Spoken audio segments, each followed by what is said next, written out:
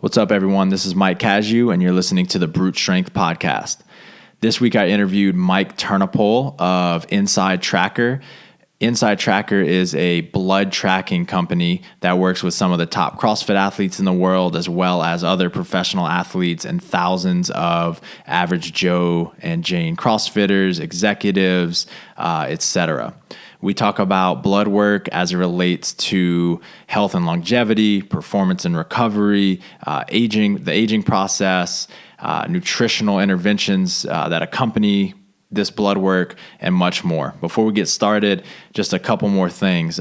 This month, we hit 100,000 downloads in 1 month, which is a record high. So if you have any friends that you think should be listening to this podcast that aren't already, shoot them a text, tell them to subscribe. And also, if you haven't already left a review and you're a regular listener, please go leave a review in iTunes. Lastly, I'm starting a little experiment. I set up a voicemail, and what I want to do is have some of you call in and leave me a question. And if you guys love it, I'll answer some questions on here. And if we get some good feedback, then I'll kind of make it a regular thing on the podcast. So if you're interested in leaving a question to have answered on the podcast, call 801-449-0503. That's 801-449-0503. Enjoy the show. What's up, everyone? This is Mike Tarnapoll, and this is the Brute Strength Podcast. I'm here this week with Mike Tarnapoll of InsideTracker. What's up, Mike? Hey, Mike. How's it going? Thanks for having me. Absolutely, man. So I hate to do this. We just kind of went over it off air, but can you give everyone a little bit of background on your credentials, education background, and then just a brief overview of what InsideTracker is about and what the goal with blood tracking is? Yeah, of course, for sure. So, simply put, my background's in the nutritional sciences. Studied at Cornell for both undergrad and grad school. Soon to be a registered dietitian here. And really kind of the sports nutrition for me has been something that's been a part of my life since I really can remember. Started CrossFit real early, around age 10. Now, let me ask you this. I didn't think of this until just now. Yeah. Did you know Pat Barber when you were first coming up? Because he was probably 10 when he started. Yep, I did. I didn't know him or him personally, and I wasn't really kind of, huge on Instagram at 10 because it didn't really exist yet. So in terms of that, so y'all didn't have like an East-West feud or anything like that, like Surfer Boy versus Boston Rower? No, I don't think so. Okay. And he probably wouldn't know who the hell I am. In fact, I'm pretty positive of that. But maybe he'll listen to this. He will. him and I can have a sick conversation here in a bit. Hopefully about InsideTracker, help both of us out. Mm-hmm. But yeah, so I started CrossFit out in Columbus, Ohio, with Graham Holmberg and Brandon Cowden. Brandon now runs CrossFit Grandview, pretty big gym out of Columbus, and Graham's out of 11th Element doing his own thing there. But I was lucky and fortunate enough to kind of start with them. So health and wellness was just kind of on the forefront. And with that, with CrossFit and the competitive nature of it, that's kind of where it all stemmed from. And how can I kind of boost my performance and look aesthetically pleasing as well, was kind of the main goal. And then that kind of was where I was looking all the way up until my senior year. I actually made it to regionals in 2011 and didn't compete because I actually picked up rowing, crew kind of on a whim. Somebody in the CrossFit gym happened to see me pull 500 meters on the rowing machine, and with no technique, no idea what's going on, and the number was relatively decent. What's relatively decent, Mike? Like sub 120? No, not back at when I would have been 17. No, Right, not back at 17. I pulled a 124, Nice. which, with no technique, no idea what's going on, just ripping on it. Right. Somebody who had rode in college was like, hey, you should give it a try. And at first I was like, why the hell would anybody do that? You don't even see where you're going. You can't do anything else except for row all day, every day. But I gave it a shot nonetheless, and it turned out that I loved it. The competitive nature of it, the mental aspect of it, kind of everything. And youth nationals were the same weekends as regionals that year. And I decided that I was going to row instead, and it ended up working out. I was able to row all 4 years at the top level at Cornell, which was one of the best experiences of my life. And then kind of from there, in also studying nutrition, I was able to find this company, InsideTracker, and make my way kind of back into the CrossFit field. Still have my hand in rowing, but definitely making it back into CrossFit in terms of, doing it myself again, and definitely working with a lot of athletes and individuals who are also, in the CrossFit world. So let's dive into this, man. What is blood tracking useful for? What is it not useful for? So, really, when we start to think about InsideTracker, what we are, yes, is a blood testing company, kind of a baseline.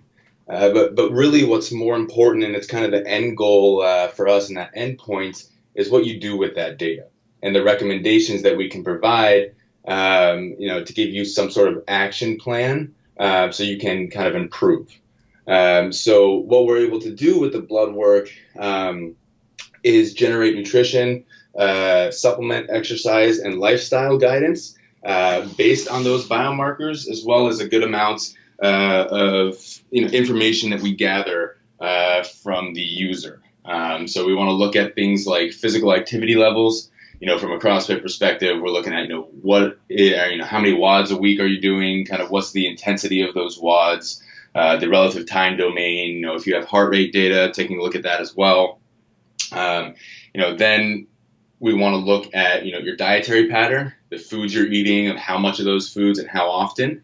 And we can get pretty specific with that. We're looking, are you eating fish once a month, or are you eating fish a couple times a week, or something in between? And then we're going to go ahead and also take a look at the supplements. If you are taking any, we want to know what you are taking, again, how much and how often.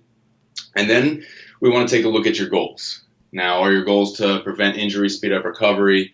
Are they to build strength and power? Are they to increase endurance, fight inflammation? Things along those lines.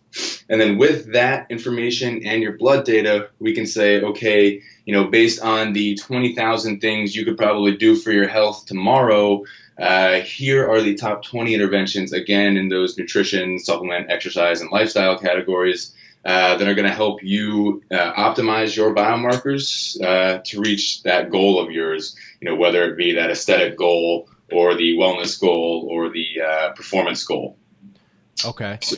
So I'm curious, do y'all have this data of the people that test regularly with InsideTracker? How many, and not even talking about the results that they get, but how many people adhere to those recommendations, those guidelines? It's very hard for us to definitely track that. We're definitely trying to add more into the system to be able to track it more kind of overtly and objectively, but more subjectively speaking, with the amount of individuals I talk with, definitely do adhere pretty well to those interventions. And the reason being for that, I feel, is the simplicity of them.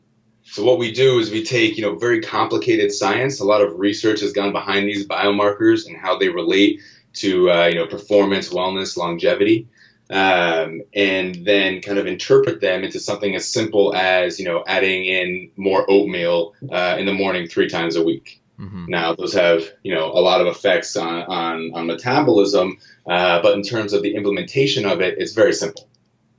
So, you can test with InsideTracker, walk away with, kind of 4 actionable interventions that are going to have a larger, magnitude of effect on your overall health than, playing a guessing game without taking a look at, your biomarkers and how your current lifestyle and diet is actually affecting your health. Objective. Gotcha. Yeah. Have y'all noticed anything maybe unique about the CrossFit population in versus, say, your marathon runners, your general population? Definitely, yeah. I mean, at this point, quite honestly, if you gave me a CrossFitter, didn't tell me who they were, and just showed me their blood work, which would never happen, by the way. We take our data pretty seriously. I should plug that. But hypothetically speaking, if I was to get a hold of your data, I could tell you that they do CrossFits. What markers would tell you that? So in CrossFitters, a lot of the times creatine kinase is definitely elevated.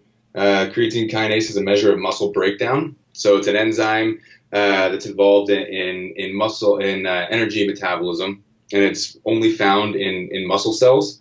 So it would show up in your blood when there's been muscle damage. Now, having it be in your blood to a certain extent is fine, right? That's part of the normal breaking down of your muscles during exercise, and then having them repair stronger, so to speak. But when you start to get to that overtrained state, maybe you're hitting Metcon after Metcon after Metcon with heavy loads, kind of that go ham mentality, then what you see is the compounding effect, and you'll get a very large spike in creatine kinase. With that, we also see testosterone fall. Testosterone is a steroid hormone. It's important for muscle development and strength, bone health, sexual function, overall energy, and definitely, athletic performance. And repeat, Metcons over and over and over again to a certain point will cause the testosterone to drop. So what kind of physical manifestations will people see when this is happening to them? Oh, it's a constant, extremely tired, can't figure out why, right? Mm-hmm. So if you're getting really crappy sleep, even though you're going to bed, you're not looking at any kind of blue light, for a good amount of time before hitting the pillow. You've booked in, 9 hours of sleep on the clock, but for some reason you're constantly waking up in the middle of the night. That's kind of a telltale sign that you might be doing it, a little bit too hard. And it's important to understand that doing it too hard doesn't necessarily mean that you have to completely stop working out. Mm-hmm. It really means that you have to take a look at how you're training and kind of adjust it from there. Taking a look at the training intensity doesn't necessarily mean that the volume has to go down. Right. And, if you have that kind of that burn in the legs real quickly when you're warming up, or kind of a decrease in performance, or you just don't feel like you're recovering as quick as you should, or, let's say a workout that would normally be a warm-up for you is kind of putting you on the ground, might be time to kind of take a look at the blood results and see, what's going on. Another great one for CrossFitters, because they're generally so pumped to be in the gym, is just their affect. If you're coaching an athlete who's usually pumped to be there, and he or she comes in 3 days in a row and is super bummed and doesn't have any significant outside stress, like new outside stress, that is a telltale sign of overtraining that you can look out for. And if you are experiencing that, then it may be time for you to take a step back as well. What are some of the most common deficiencies that you see in people? Definitely vitamin D. But if I could circle around before I hit that, you bring up a good point. Earlier you mentioned, what is blood testing not good for? and you taking a look at, a CrossFitter's affect and their mood as they enter the gym, blood testing isn't good for the sole measure of performance or health, right? It's definitely, one of the things you add in, and you track over time to give you another data points to assess as part of that larger picture. Right. So using things like creatine kinase, you can tease out that physical strain versus kind of generalized fatigue or psychological stress. That in combination with other biomarkers and, how somebody's telling you they feel, maybe HRV stuff, sleep data, you can start to figure out, where exactly, let's say if you're just not performing well, is it something that's coming from nutrition? Is it something that's coming from your lifestyle? Is it something that's coming from your mind states, or maybe nutrition? But it's just another data point to add in there to more objectively help figure that out. And I appreciate the hell out of that. There's no one pieces of that data, whether it be nutrition or blood or psychological, is the entire picture. And anybody that says they've got, the answer is, selling snake oil. So I definitely appreciate you taking that kind of holistic approach and just using it as one of many data points. Exactly.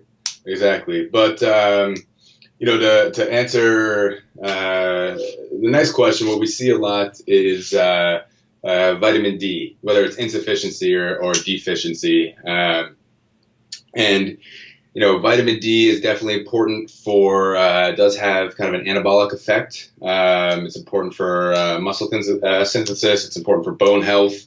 It's important. There has been some research that shows a correlation with testosterone and optimized testosterone when your vitamin D levels are optimized. So it's definitely something to consider. And it's also a marker that kind of in the American population, we never get enough of. And the reason being for that is vitamin D is really prevalent from a nutritional standpoint in kind of fatty fish, as well as mushrooms. And those are two things that we definitely don't kind of on average eat a lot of. And then the third source of vitamin D would be sunlight, which, since a lot of us spend all day either one in the gym or two in the office, we don't get a lot of exposure to sunlight. And if we do go outside, we end up putting on sunscreen, which blocks the conversion of cholesterol into vitamin D anyway. So what you'll see is a lot of athletes come in and are slightly deficient and are having issues recovering, are not progressing the way that they should be or want to be, and everything else that they're doing seems to be on par. Right, they're getting enough sleep. Their heart rate variability data looks good. They're recovering,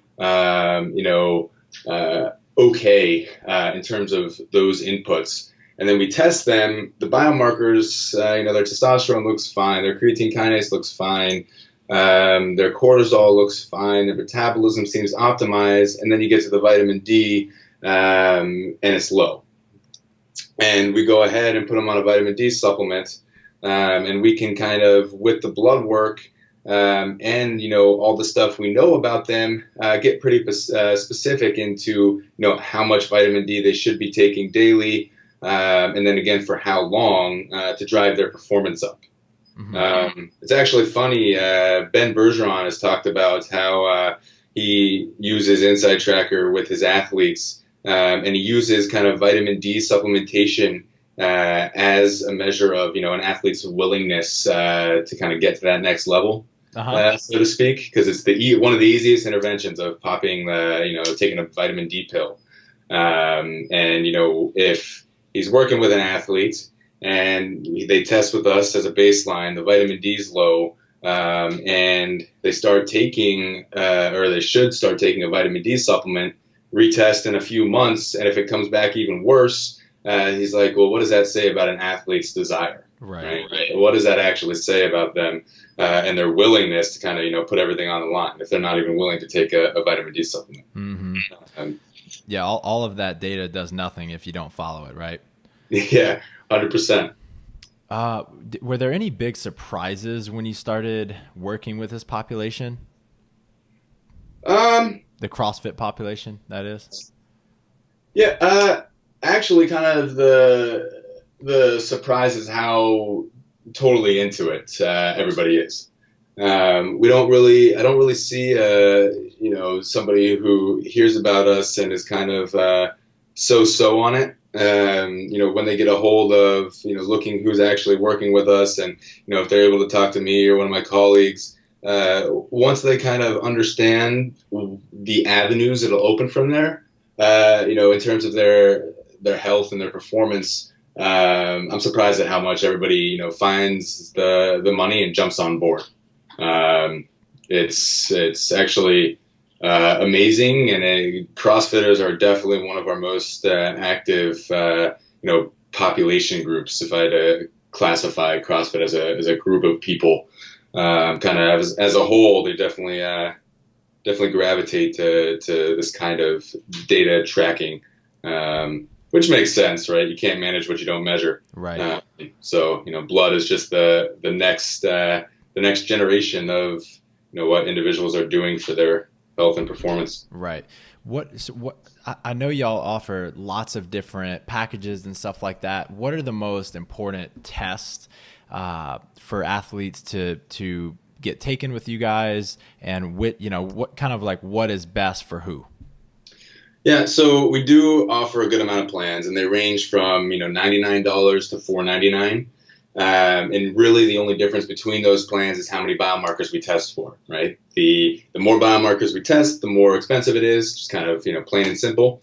But, what that allows us to do is have a good amount of insights when you do purchase the plan that's more comprehensive, into what's going on biochemically. And we can kind of, connect the dots for you a little more when we have more data. So, for example, let's say somebody's testosterone is low. Well, that can be caused by a whole slew of things. It could be caused by nutrition, it can be caused by training, it can be caused by sleep. But again, if we had your testosterone levels, but we also have maybe your free testosterone, that is how much is available for an anabolic reaction. Maybe we have your creatine kinase as well. We have your cortisol levels. We have your sex hormone binding globulin levels. And, we still know how you've been training because you told us. We know how you've been eating because you told us. And we know the supplements you're taking. Well, now we have a pretty detailed understanding, or at least a more detailed understanding of where that low testosterone might be coming from. So those recommendations that we can generate, the specificity of them definitely increase when we have more information. Mm-hmm. But, that's definitely not to say that the most expensive plan is the best for everybody. It's not. It goes back to what your goals are. So if you have an athlete that has any sort of kind of performance inclination to where, that output for them that they do in the gym, or maybe they're competing, something along those lines, if that's of importance to them, then our ultimate plan, which is the most comprehensive plan, is definitely the one for them and the one to consider. Mm-hmm. It's going to give them the most of an idea of how their training and lifestyle nutrition is affecting their performance, and then how to go ahead and take it to the next level. Now, if you have an individual who, is going into the CrossFit gym maybe a couple times a week, 3 times a week, and the idea kind of is more overall health than it is so performance, of course those individuals might get competitive, while they're in the gym, but their overall goal is a little bit different.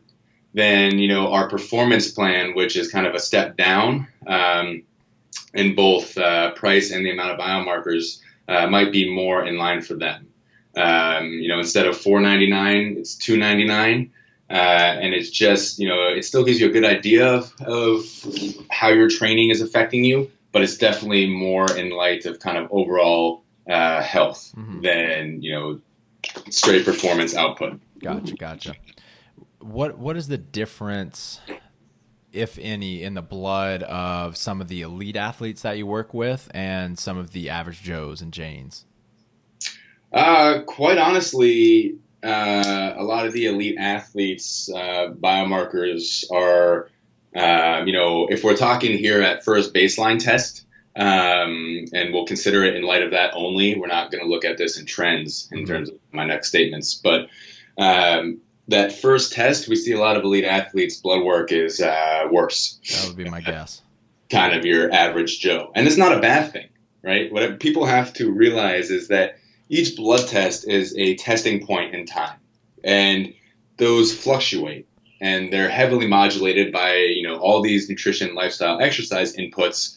So as you change those things, like, for example, start heading into a peak training session, you're going to see the effect of those biomarkers on those biomarkers. But that could be things, they could be representative of your body adapting to that training load. It could be overtraining. It could be a whole, slew of different things. But the importance is now when you see that data and you take into account, your other inputs as well, your subjective, how do you feel, your sleep, things like heart rate again, once you take those into account, you can see why the data might look like it does, and then how do you interpret it and go from there. So with some of these elite, CrossFitters that are putting in, 4, 5, 6, 7 hour training days, of course, their testosterone might come back low. That's not necessarily a bad thing, but it does piss some of them off. Quite honestly, they're like, I'm the best, one of the best CrossFitters there are out there, and you're telling me my testosterone's low. And I'm like, yeah, that's, one of the effects of training, and here's how you can fix it. Take a look at your programming with your coach. It doesn't necessarily mean that you're doing the wrong thing. That could be the right thing for you, 3 months down the line. But what we want to do is keep you from, kind of nosediving into that overtrained state, and instead keep you, trending upward positively in terms of your performance. And when you look at that, the kind of the everyday CrossFitter who's into the overall health, they're not hitting it as hard necessarily. So sometimes their blood work in terms of those, kind of those performance markers are a little bit more in the optimized zone. Just because they haven't been affected as much by training. What we do see there, kind of the difference, is a lot of the times those metabolism and weight control markers for the everyday athlete or everyday CrossFitter are a little bit worse. They might have a little bit higher cholesterol. Their fasting blood glucose might be a little bit higher, and that's something we don't see necessarily as often in the elite CrossFitter. And normally when we see it in the elite CrossFitter, it's more kind of a mechanism of the training that they're doing and effects on different hormones, and then how they then affect those metabolism markers. Whereas in the kind of general population, it's more of a nutrition, the effect of something nutritionally. Is that also related to their body composition, the more average person? Yeah.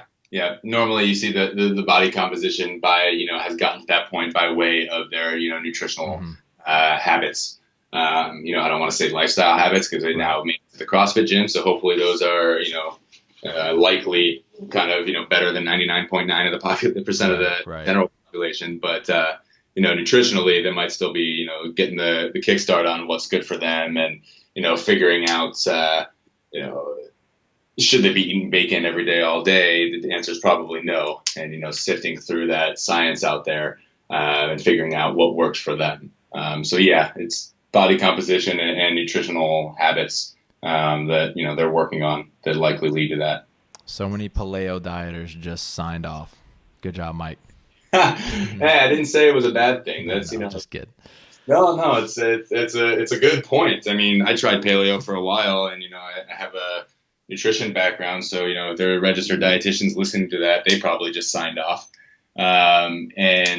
Because they're not huge fans of paleo, so to speak, but you have to take a look at, what an individual's goals are. So often everybody's like, hey, there's one way to eat healthy. And no matter what you're trying to do with your nutrition, and that's the way it is. But what you have to take a look at is, hey, if your goal is to, have 6% body fat and look a certain way, there's a way to eat for that. and I can help you get there, Mm-hmm. but I'm not going to tell you that that's the best way for, longevity, for you to Right. eat for, living as long as possible. But, there's a way to kind of combine all aspects, and let's see how we can perform the best while looking the best while hopefully living the longest. And that's what we're trying to do here at InsideTracker, is give them evidence-based plan.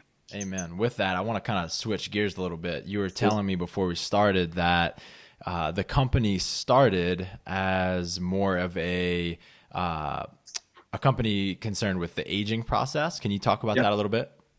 Yeah, definitely. So our founder, Gil Blander, he's also our chief scientific officer and president of the company. When he was younger, I think it was around the age of 12, he had a close relative pass away, and it affected him pretty deeply, so much that he spent the rest of his life up until now and continuing on from here, studying the science of aging, which culminated with him getting a PhD in the biology of aging.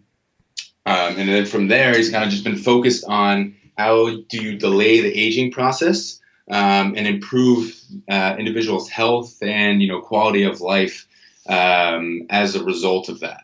And from what he studied, he realized that there was a need for something like InsideTracker.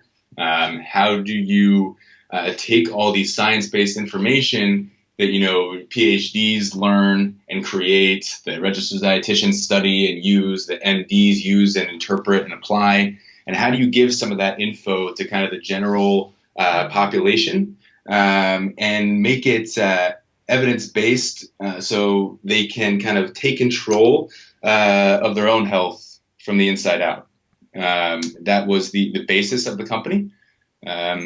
One actually cool tool that we have in one of the plans is called Inner Age. And what we do is measure 5 biomarkers, and then from there calculate your internal age, your biological age, versus your chronological age, or the one that's on your driver's license. Just like a car, age is one consideration, but mileage is what's most telling. Mm-hmm. In terms of what the repairs are going to look like, and what the actual cost of the vehicle is going to be. So it's kind of the same thing from there. And when we put that number on it, we become truly data driven. We pull away from analyzing those individual biomarkers, and we give you kind of that one objective, quantified number of, hey, here's your actual age, here's your inner age, and now let's work on getting that inner age to hopefully come down so you can be younger on the inside than you are actually. That is fascinating. Yeah. So I would love to live to 200, and I think a lot of listeners are with me on that. What are some of the biggest things out right now in terms of longevity as it relates to nutrition and supplementation? Well, really, there are a lot of things out there, and it's hard to answer that question because it's so dependent on an individual, and again, what their inputs are. Mm-hmm. And that's actually what we've done with this inner age, is how do we, give an individual what relates to them specifically in terms of longevity. So, for example, everybody knows that superfoods, quote unquote, are healthy for, having fiber and different antioxidants, vitamins, minerals, and, quote unquote, are healthy for the population, right? So what we've done is kind of played on that idea and come up with what we call focus foods. And what they are kind of the top 5 foods for you to add into your diet based on their micro and macronutrient profiles, mm-hmm. that are going to help lower your inner age the most, or have the largest kind of magnitude of effect on your inner age. And those 5 are individualized for you. They are 100% individualized for you based on what your biomarkers look like.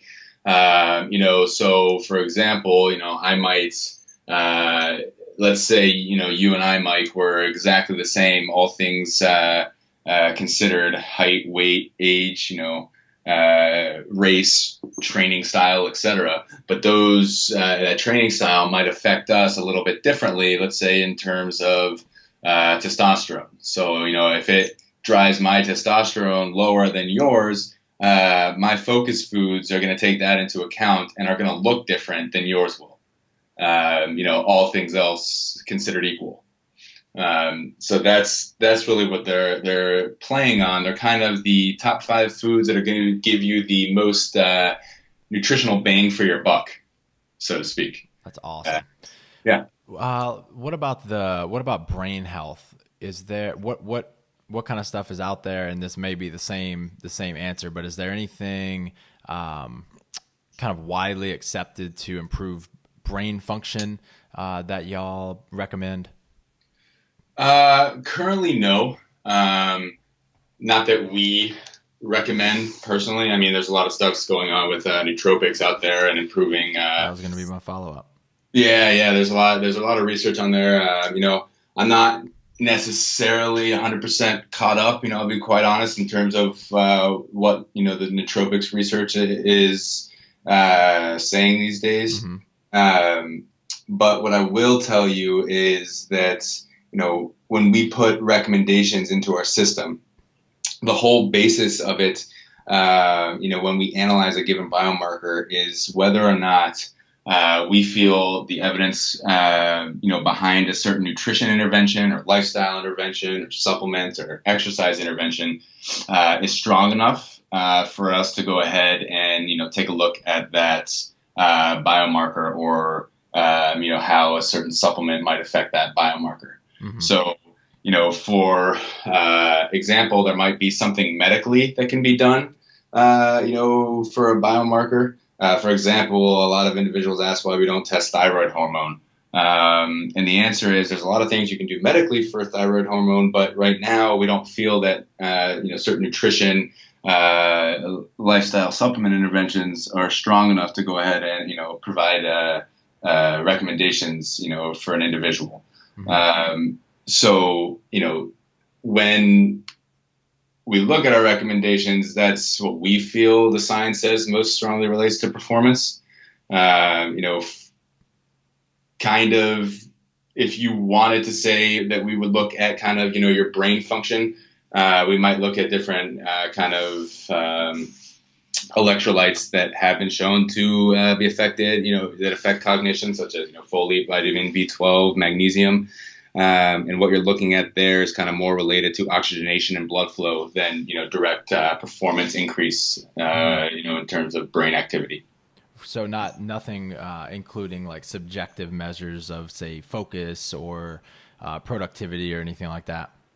We do, take a look at that, but, we're not relating it directly to straight up brain function. Mm-hmm. We're relating it more to the optimization of those biomarkers that might be related to boosting energy.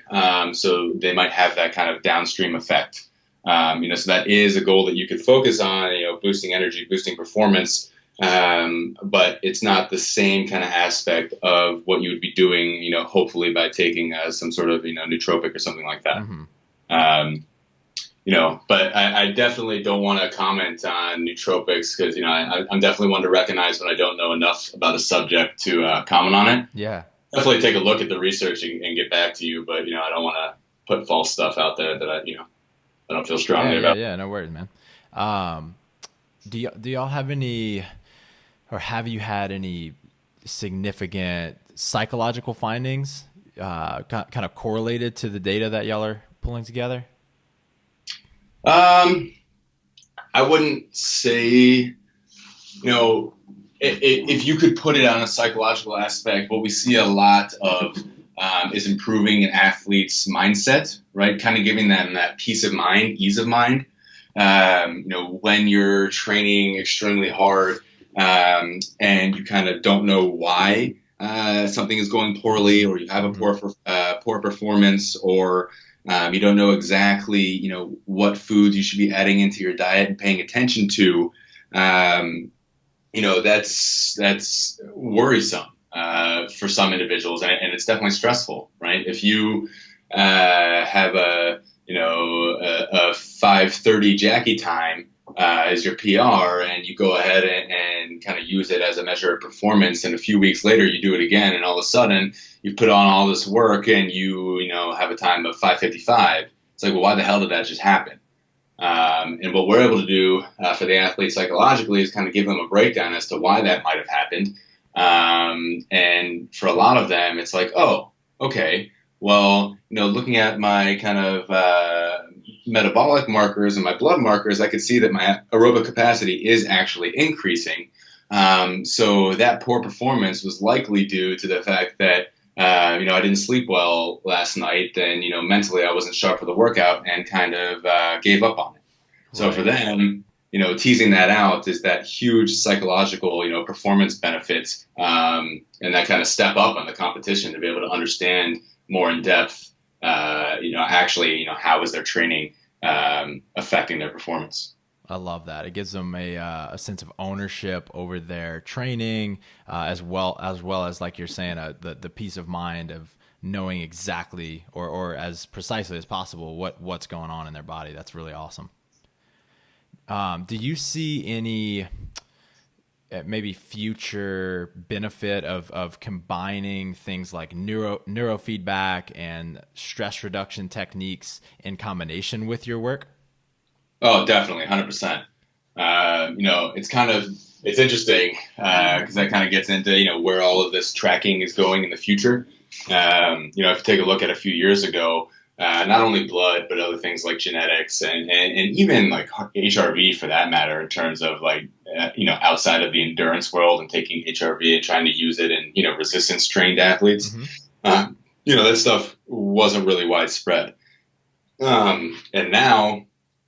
There are more and more companies out there doing the actual tracking, and where things are going now are, the recommendations and providing action plans and interpreting the data, which is what we're doing that differentiates us now. But I definitely think that, here down the line, there's going to be more and more companies that are doing that.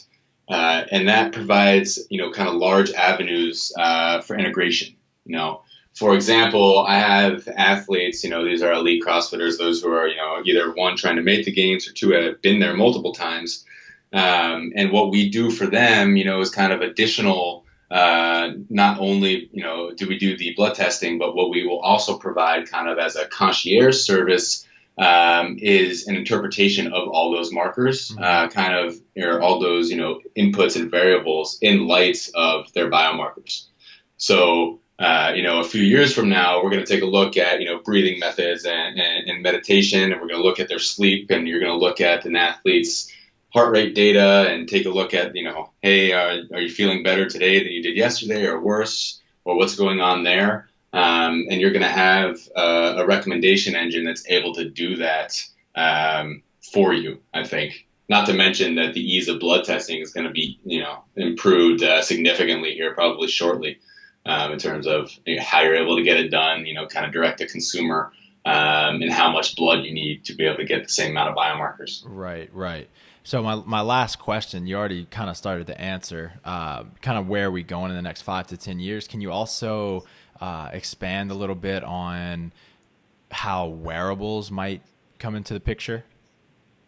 Yeah, definitely. So right now, I would say wearables aren't necessarily huge in the CrossFit market. I mean, you can definitely find them there, but figuring out how we can track what we're doing without actually moving anywhere is kind of the next step for right. I think CrossFit wearables. But I will tell you that Garmin is pretty legitimized in the endurance world, and those athletes have a good amount of data.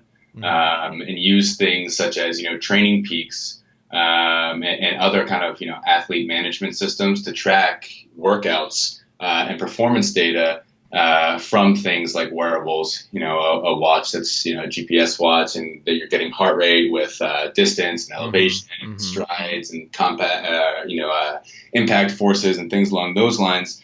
And that stuff we're already doing now. is taking that data and also applying the biomarkers.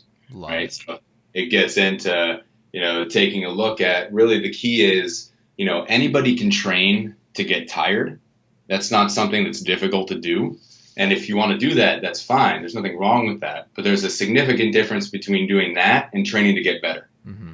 Right. So what we're doing is trying to apply all of this information for those elite athletes and saying, okay, here is how your training has been affecting, your aerobic capacity. And here's what you might consider doing from here on out, or here's what your strength is looking like. Like, how do we maximize, your VO2 without cannibalizing some of your strength, and kind of vice versa. So you can, be good at anything and everything that's thrown at you, especially in the CrossFit setting. Right. It's insane. It's going to, I mean, we are so close to being able to put, the cutting edge science into every single person's pocket, hand, what have you, so that they are training like an elite athlete. It's pretty fucking cool. And then it's all going to come down to good old hard work. There's no way to get around that one. No, it always comes back to that. Definitely, 100%. But generally, people are putting in a good amount of work, and what we see in CrossFit is a lot of times people don't know when to stop, right? Or giving them that data that shows that, hey, you might want to back it off because in 4 months from now you're going to have to pull out of competition because you're borderline going to hurt yourself, and that's something that we can see 3 months before it happens. Right. Yeah. That's huge. What about using this the combination of these different products to fight disease and cancer and things like that? I think somebody will do that. I think that starts to get into an iffy territory with who's behind the product and how you're looking at it, mm-hmm. And applications there, and kind of the complexity of different disease states. For example, we're not a medical company at all, nor do we profess to be one. So, we aren't going to diagnose anything for you, but, following our interventions, down the road might have an effect on, something in terms of, in more of a preventative nature. But kind of the key with what we're doing is we don't look at the biomarkers in light of, chronic disease or acute illness. We might look at some of the same biomarkers, let's say, a physician might, but we're kind of assessing them differently and saying, okay, what does this biomarker mean in terms of, overall health, wellness, performance, longevity, versus simply saying, are you sick or are you not sick? Mm-hmm. And a lot of information goes into that, but we definitely aren't going to say, hey, you're diabetic, because that's not something that we're looking to do. Love it, man. All right. Now's the time where you tell everybody where to find out more about yourself, your company, and anything else you want to tell them. Oh, for sure. I appreciate it. Yeah, you can check out InsideTracker on InsideTracker.com. I'm sure that, Mike, you can also put my email somewhere. For those who are interested, can contact me directly. It's we'll post those in the show notes. Yeah, sweet. So yeah, you can contact me directly, with any questions that you may have. That's, the easiest, simplest, quickest way to do it. Always on my phone, always on my email. So, giving me a call or shooting me a text. You can find us on Instagram at InsideTracker. You can find me on Instagram at Mike_Tarnapoll. Not very active on Instagram, but I'm definitely trying to be. So shout out to help me out there. That's a horrible plug, but hell, give me some. Hey man, you got to start somewhere. Got to start somewhere, right? I'm warning people. If they did check me out, they'd Go probably give them some love, guys. Yeah, they probably laugh pretty hard. But hell, I do a lot of giveaways for InsideTracker on my personal account. So you would see that and get access to the $600, $700, $800, $900,000 worth of product, and whether it's InsideTracker tests or gift cards to Whole Foods or Lululemon giveaways, things along those lines. So if nothing else, definitely check it out. Awesome, man. This has been phenomenal. I appreciate it, Mike. Yeah, thanks. Thanks for having me on. I definitely love being on the podcast that I listen to personally. So absolutely. And before we go, a couple things. First, Adi and I, just for everybody listening, Adi and I are going to start tracking our blood in the next couple weeks, and I'm going to do a follow-up with Mike once we get our results in. Once we get some a second set of results to see how the recommendations affect us. So be on the lookout for that. And also, if you're not already subscribed, if you want access to some holiday guides, we're going to be putting out some free programming and discounts. Head to brutestrengthtraining.com and sign up for the newsletter. Appreciate it, Mike. Have a good one. Thanks, man. You as well.